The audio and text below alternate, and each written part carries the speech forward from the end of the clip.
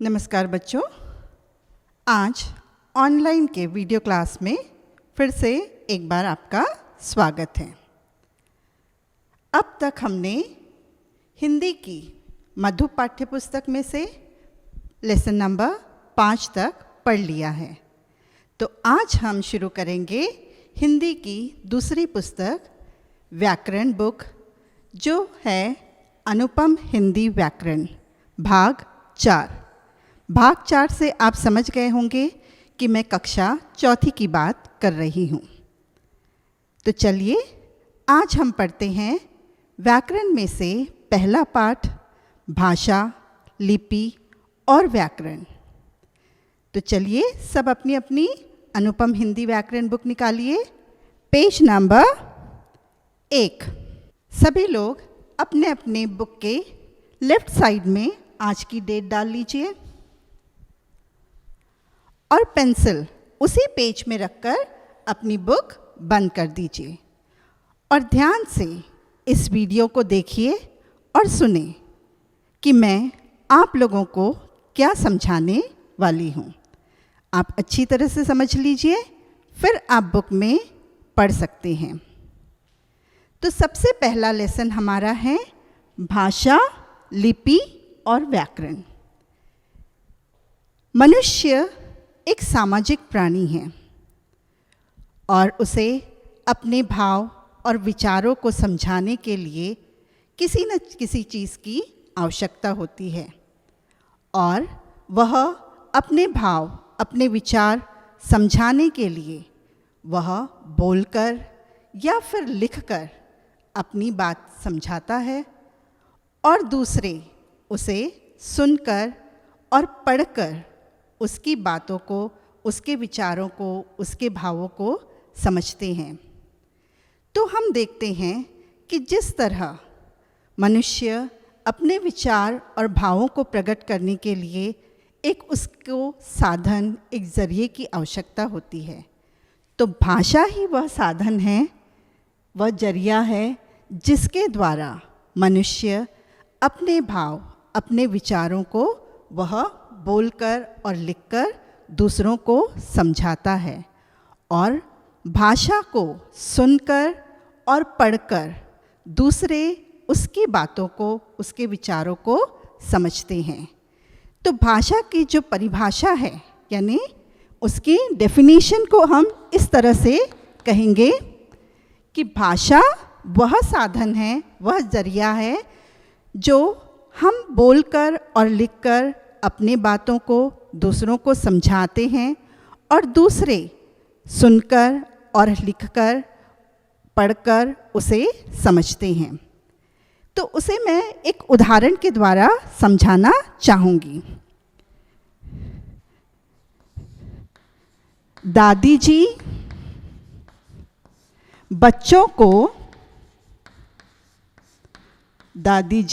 बच्चों को कहानी सुना रही है।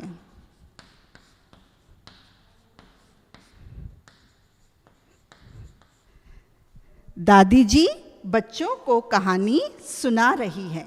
यहाँ पे दादी जी जो है वह अपनी बात बोलकर बच्चों को समझा रही हैं और बच्चे उस चीज़ को सुनकर उस कहानी को समझ रहे हैं। तो यहाँ पर बोलना और सुनना, ये दो चीज़ भाषा के रूप में दिखाया गया है। उसके बाद दूसरा उदाहरण है, राम पिताजी को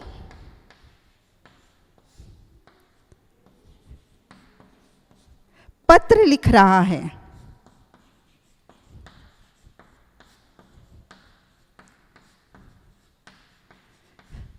तो यहाँ पर राम अपने पिताजी को पत्र लिखकर वह अपनी बात समझा रहा है। तो यहाँ पर राम लिखने की क्रिया कर रहा है और पिताजी पढ़कर उसकी बातों को समझ रहे हैं। तो भाषा के 2 रूप होते हैं। भाषा के कितने रूप होते हैं? 2 रूप।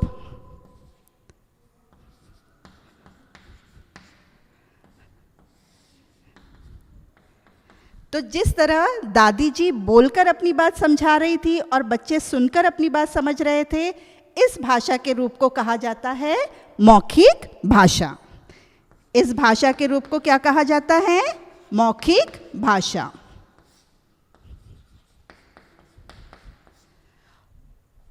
और राम अपने पिताजी को पत्र लिखकर समझा रहा है अपनी बात, तो यह हो जाता है भाषा का लिखित रूप। तो इसे कहा जाता है लिखित भाषा।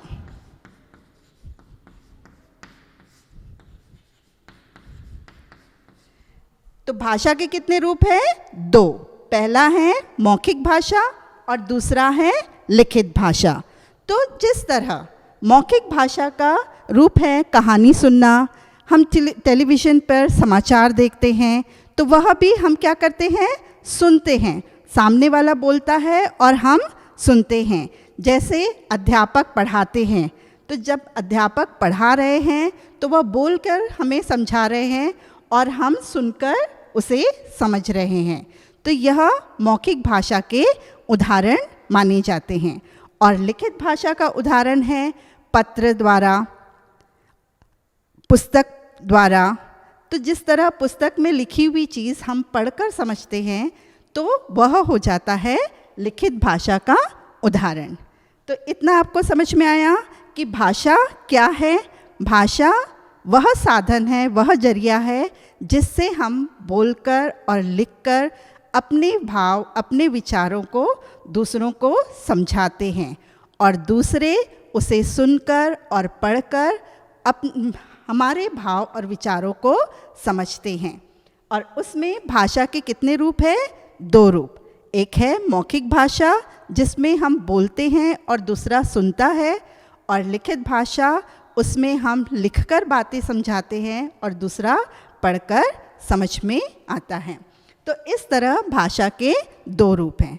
अब उसके बाद में भाषा का एक रूप है, परंतु उसे प्रामाणिक रूप नहीं कहा जाता है, वह है सांकेतिक भाषा, यानी इशारों की भाषा। तो इशारों की भाषा को हम प्रामाणिक रूप से भाषा के रूप में नहीं गिना जाता है, क्योंकि कभी कभी ये होता है कि जब हम किसी को इशारों में कुछ चीज़ समझा रहे हैं तो वह स्पष्ट रूप से उसे समझ में नहीं आता है। इसलिए कहा जाता है कि जो सांकेतिक भाषा है, इशारों की भाषा है, वह भाषा के प्रामाणिक रूप में या उसके मुख्य रूप में नहीं गिना जाता है, नहीं माना जाता है। और उसका उदाहरण है ट्रैफिक सिग्नल पर जब ट्रैफिक पुलिस खड़ा होके इशारों के द्वारा हमारे वाहनों को यहाँ से वहाँ जाने का इशारा करता है, तो वह हो जाता है सांकेतिक भाषा का उदाहरण। इतना समझ में आया कि भाषा क्या है। हम उसके आगे बढ़ेंगे। लिपि।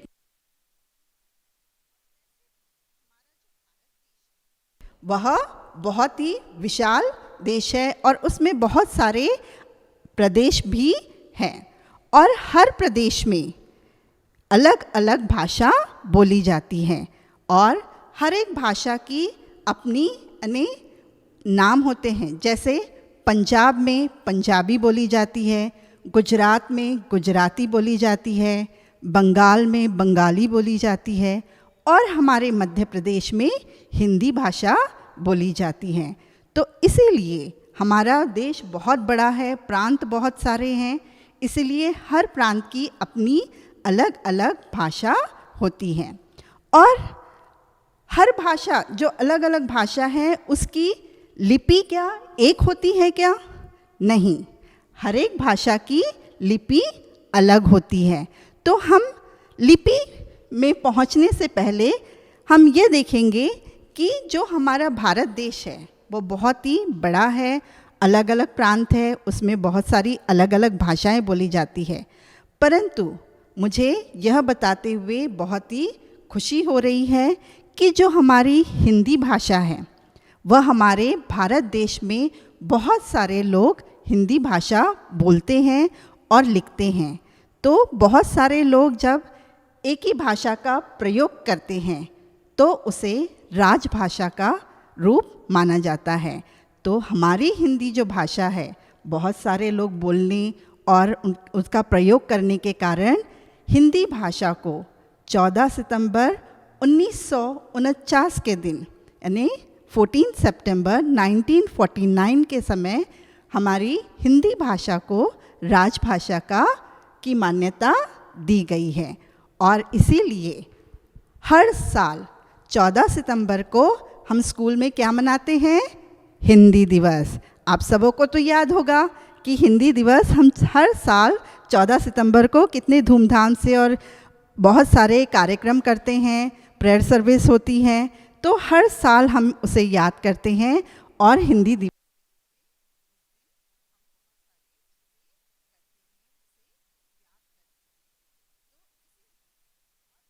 बाद में हम आएंगे आगे लिपि।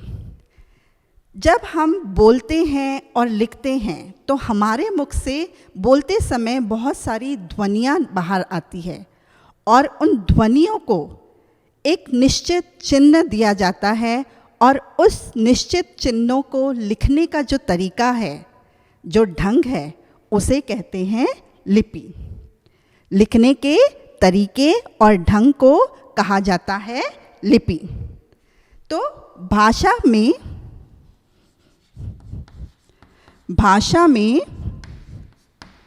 लिखित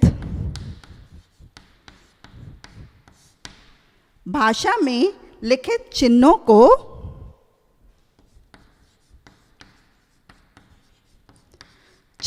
को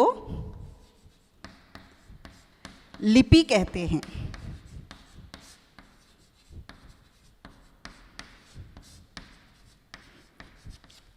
तो भाषा में जो मौखिक रूप से जो ध्वनियाँ बाहर आती है और उसे हम एक निश्चित चिन्ह का रूप देते हैं और उस निश्चित चिन्ह के लिखने के ढंग को, लिखने के तरीके को लिपि कहा जाता है।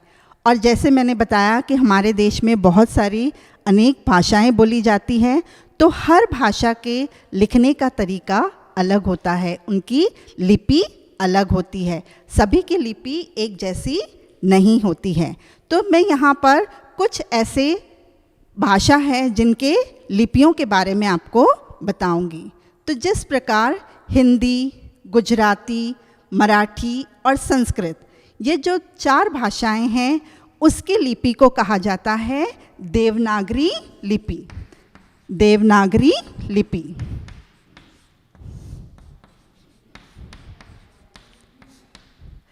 फिर जिस तरह पंजाबी की लिपि जो होती है उसे कहा जाता है गुरुमुखी। पंजाबी की लिपि को क्या कहा जाता है? गुरुमुखी लिपि।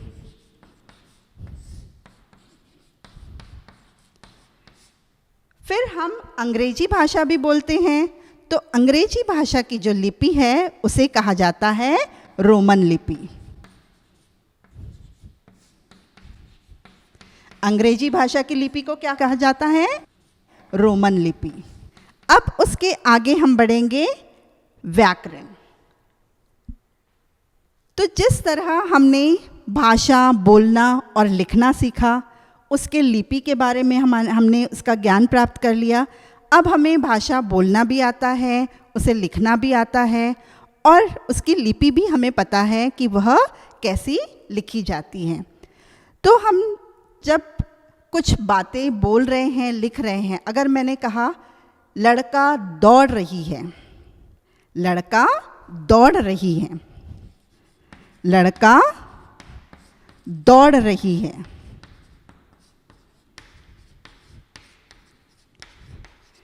तो यह वाक्य सही है क्या बच्चों? नहीं, यह वाक्य व्याकरण की दृष्टि से सही नहीं है। तो व्याकरण वह शास्त्र है, वह चीज़ है जिससे हमें अपनी भाषा का लिखना और जो बोलना है वह शुद्ध है या नहीं, यह हमें व्याकरण समझाता है। कि व्याकरण से ही हमें ये ज्ञान होता है कि यह वाक्य सही है या नहीं, जो हम बोल रहे हैं, लिख रहे हैं, वह शुद्ध है या नहीं। तो व्याकरण की जब परिभाषा हम करेंगे, व्याकरण की जब हम डेफिनेशन हम बताएंगे किसी को तो हम यह कहेंगे कि व्याकरण वह शास्त्र है जो हमें बोलना, लिखना शुद्ध रूप में सिखाता है, बताता है कि जो हम कर रहे हैं, बोल रहे हैं, वह सही है या नहीं, शुद्ध है या अशुद्ध है। तो इस तरह से व्याकरण से ही हमें जानकारी मिलती है कि यह जो वाक्य है वह गलत है। तो यह वाक्य कैसा रहेगा? लड़का दौड़ रहा है। तो यह व्याकरण से ही हमें समझ में आएगा कि इसकी जो क्रिया है वह सही नहीं थी और हमने फिर बाद में उसकी क्रिया को सही कर दिया। तो सही क्या आएगा? लड़का दौड़ रहा है।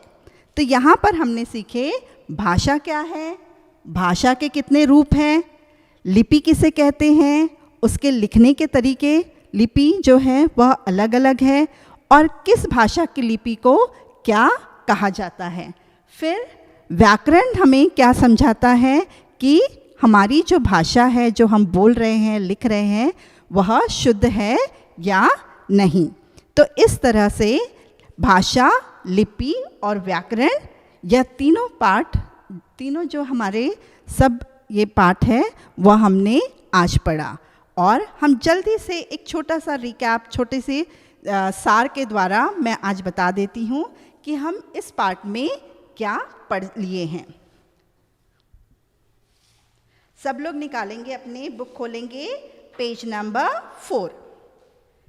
पेज नंबर 4 निकालिए और उसमें देखिए आपको लिखा है आओ दोहराएं। आओ दोहराएं, उसके आगे आप लिख दीजिए रीड। उसके आप आगे क्या लिखोगे? रीड।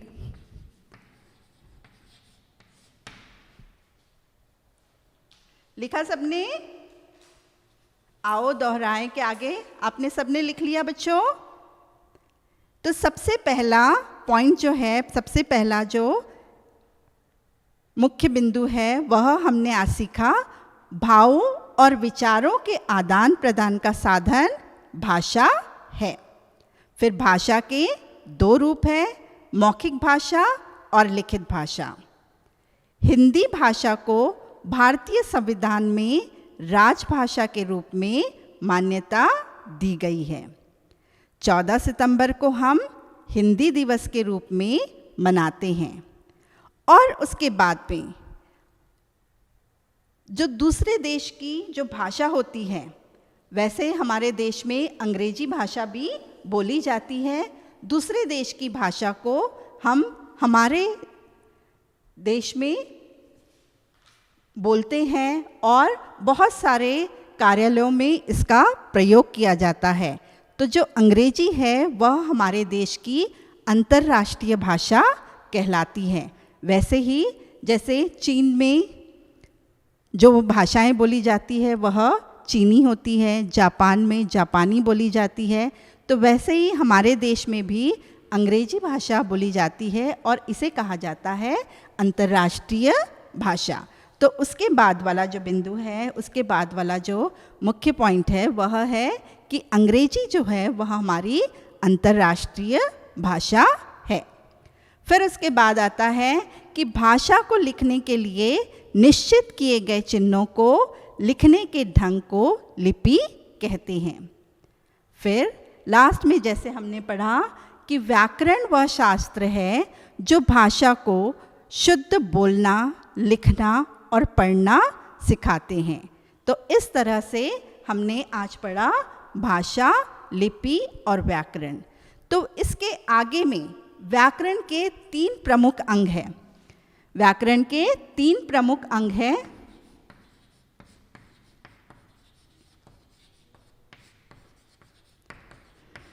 पहला है वर्ण विचार, दूसरा है शब्द विचार और तीसरा है वाक्य विचार।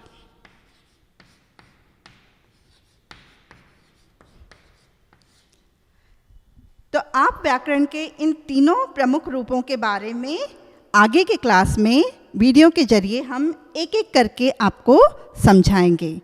तो बच्चों, आज का जो हमारा पहला पाठ है, आशा है आप सभी को समझ में आ गया होगा और आप अपने बुक में पढ़ भी सकते हैं, और इसके जो बुक एक्सरसाइज है वो मैं आगे आपको भेजूंगी। Thank you.